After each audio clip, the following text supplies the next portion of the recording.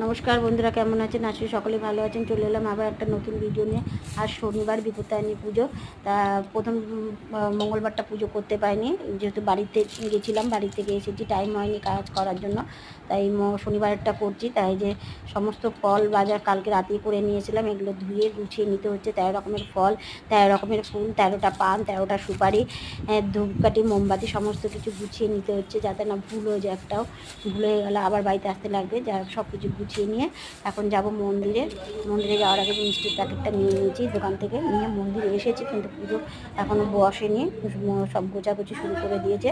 যাই হোক, গোছাগুছি রেডি হয়ে গেছে, পুজো হয়ে গেছে, এবার আর আরতি শুরু করে দিল।